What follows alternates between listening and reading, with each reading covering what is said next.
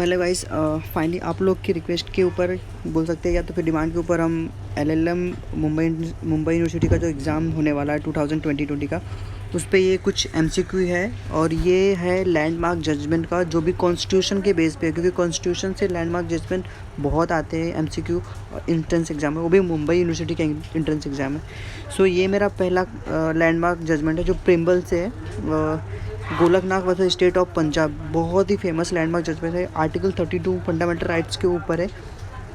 यहाँ पे आर्टिकल दिया हुआ है, फंडामेंटल राइट्स के ऊपर दिया गया। Preamble the constitution content in the nutshell it deal it ideals and aspirants. ये इसका की पॉइंट है गाइस।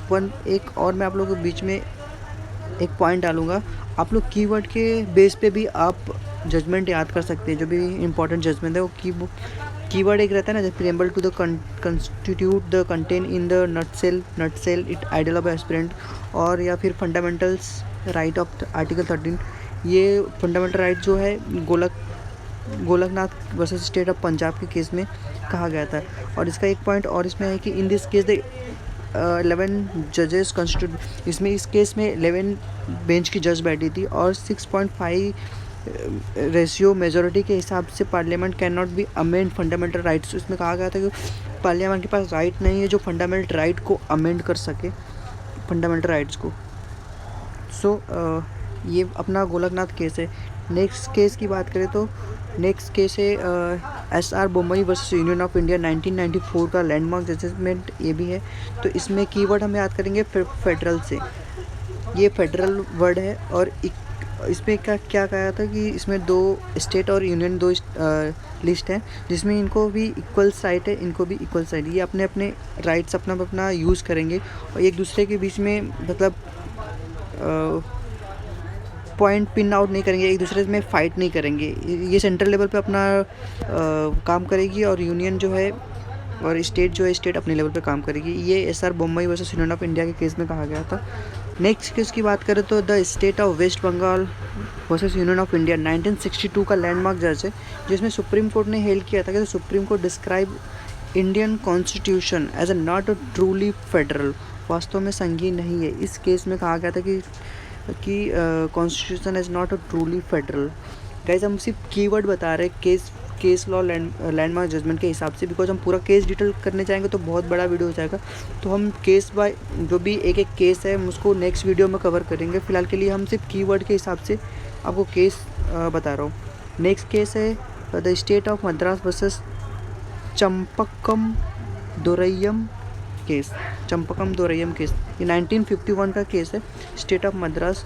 तो इसमें कहा था Supreme Court to let the first amendment in the Indian constitution. तो गाइज, ये भी बहुत इंपॉर्टेंट केस है कि इस केस में सुप्रीम कोर्ट ने पहला अमेंडमेंट किया था मतलब इंडियन कॉन्स्टिट्यूशन में। और हम इस पर भी क्वेश्चन बन सकता है कि सबसे पहला अमेंडमेंट किस ईयर में आया था। तो 1951 में हम बोल सकते हैं कि पहला अमेंडमेंट आया था state of Madras versus Champakam Dorairajan case में। केस नंबर 5 की बात करें तो Supreme Court held that the preamble is not a part of constitution. क्या हो गया ये केस, इसमें बेरूबरी केस में कहा गया था कि सुप्रीम कोर्ट हेल्ड किया था कि preamble is not a part of constitution. और इसके बाद एक और केस आया था, केस नंबर 6 है सुप्रीम कोर्ट हेल्ड दैट कि preamble is a part of constitution. देखो, केशवानंद भारती के केस में क्या था, बहुत ही इंपॉर्टेंट लैंडमार्क जजमेंट है केशवानंद भारती का। इसमें कहा था कि अपना प्रियम्बल जो है पार्ट ऑफ कॉन्स्टिट्यूशन है। उसके बाद नेक्स्ट क्वेश्चन की बात करें तो SR Bommai versus Union of India का केस है, जो हम secularism was recognise as a basic feature of the constitution of India. SR Bommai का केस है, इसमें सेकुलर धर्मनिरपेक्षता को ऑर्गेनाइज किया गया था और इसको कहा था feature of the constitution of India. Next question की बात करें और एसआर मुंबई में केस ये भी आता है secularism is one of the 5 constitutions of the constitutional of India. 5 constituents मतलब 5 घटक एज अ हम बोल सकते हैं sovereign, secular, social, democratic and Republic.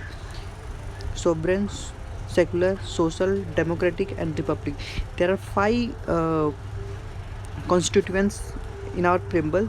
तो हम इसके बेस पे बोल सकते हैं ये केस में आया था SR Mumbai versus Union of India के केस में आया था। फेडरल वाला भी केस जो हमने उसके पहले डिसाइड किया था एसआर मुंबई का भी केस है, तो ये केस भी इम्पोर्टेंट है किसमें, क्योंकि 5-6 पॉइंट इसमें कवर होते हैं एसआर मुंबई का। उसके बाद आता है केस नंबर 8, तो Roman Catholic priest John Vallamattom versus Union of India. Roman Catholic case के भी इसके बेस पे भी याद कर सकते हैं। और John Vallamattom versus Union of India 1997 का केस है गाइस। इसमें यूनिफॉर्म ऑफ सिविल कोड की बात कही गई है। एक कीवर्ड है, हम सिर्फ कीवर्ड के हिसाब से हम याद कर रहे हैं। इसमें आर्टिकल 44 को बेस पे ये यूनिफॉर्म ऑफ सिविल हुआ था इस केस में। उसके बाद केस नंबर के बाद लैंडमार्क जजमेंट नंबर 9 की बात करें तो Supreme Court held that the citizen can not wave there fundamental rights. ये फंडामेंटल राइट से लैंडमार्क जजमेंट है, तो सुप्रीम कोर्ट हेल्ड किया था कि इसमें सिटीजन भी कोई भी हो अपना फंडामेंटल राइट वेव नहीं कर सकता, त्याग नहीं सकता। ये Basaveshwarnath versus income tax commissioner income के टैक्स कमिश्नर के ये लैंडमार्क जजमेंट आया था 1958 में कहा गया था। उसके बाद हम एक छोटे छोटे कीवर्ड से हम याद कर सकते हैं जो भी जजमेंट है।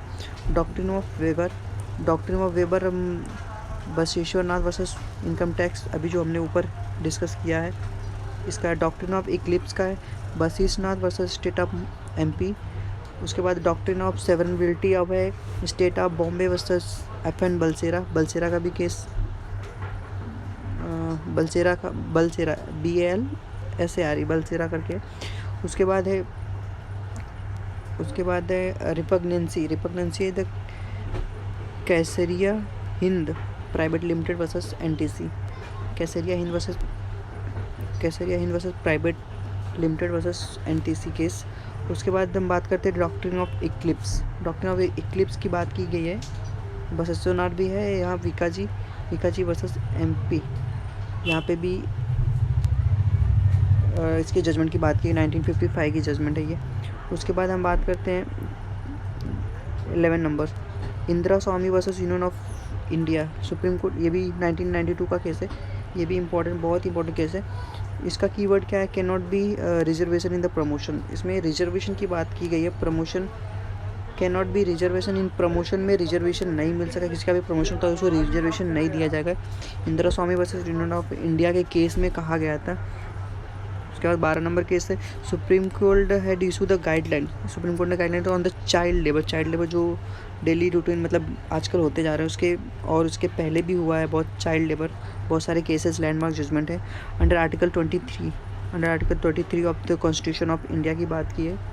आर्टिकल 22 इसमें देर आर दो केस है, मतलब हम बोल सकते हैं कि there are 2 cases landmark judgement है जो चाइल्ड लेबर के ऊपर है, और जो